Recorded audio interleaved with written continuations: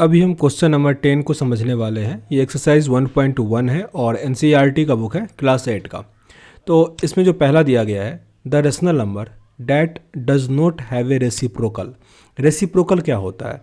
तो रेसिप्रोकल या जो मल्टीटेटिव इन्वर्स था, दोनों सेम ही होता है। मतलब जैसे अगर 4 लिखा हुआ है तो इसको हम रेसिप्रोकल या इन्वर्स में क्या लिखते हैं? 1/4। मतलब इस दोनों को मल्टीप्लाई करें तो आपका आंसर क्या होना चाहिए? 1। अगर आपसे पूछे 2 का रेसिप्रोकल तो 1/2 हो जाएगा, क्योंकि इसको मल्टीप्लाई करेंगे तो 1 आ जाएगा। क्लियर?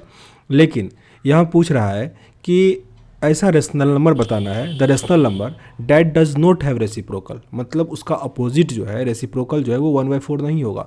तो अगर हम 0 लें तो इसका रेसिप्रोकल क्या होगा? 1/0।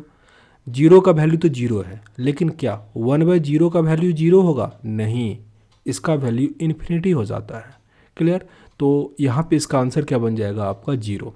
ये समझे? यहाँ पे एक प्रश्न और आता है कि जैसे 0 क्या है अपना एक रेशनल नंबर कह सकते हैं, क्योंकि 0/1 p/pq के फॉर्म में आ गया। लेकिन क्या 1/0 आपका रेशनल नंबर है? नहीं। इसीलिए जब हम रेशनल नंबर का डिफिनीशन पढ़ते हैं तो वहाँ पे कहते हैं कि ऐसा जो नंबर है p/q के फॉर्म में हो या उसको लाया जा सकता है, वो आपका रेशनल नंबर होता है। लेकिन यहाँ पे q जो है do not is equal to 0। q नीचे वाला टर्म जो है कभी भी 0 आपका नहीं होना चाहिए। तो इसीलिए यहाँ पे आंसर अपना क्या हो जाएगा? 0। सेकंड क्वेश्चन देखिए, the rational number that are equal to their reciprocal. मतलब ऐसा नंबर पूछ रहा है जो कि रेशनल तो है, लेकिन उसका रेसिप्रोकल भी वैसा ही होना चाहिए। तो 0 तो हमने चेक कर लिया। अगर यहाँ पे आप 2 का एग्जाम्पल लोगे तो 2 का रेसिप्रोकल क्या होगा? 1/2, क्योंकि 1 के नीचे वो आ जाता है। तो अगर हम 1 का ट्राई करें तो 1 का रेसिप्रोकल क्या होगा? 1/1, और इसको पलटेंगे तब भी 1। यहाँ पे आंसर क्या हो जाएगा अपना? 1, क्योंकि 1 का रेसिप्रोकल भी क्या होता है? 1 ही होता है। आगे दिया है तीसरा number question, the rational number that is equal to its negative.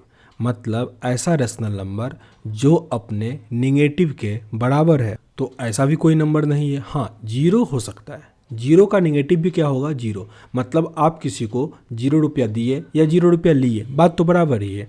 तो इसीलिए इसका भी आंसर अपना क्या हो जाएगा? 0 ही होगा।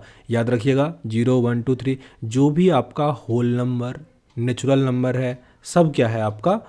रेशनल नंबर है। क्योंकि सब जैसे 4 ही है तो 4 को हम 4/1 लिख सकते हैं। ये p/q के फॉर्म में आ गया। तो ये आपका रेशनल नंबर है। आई होप समझ में आया होगा।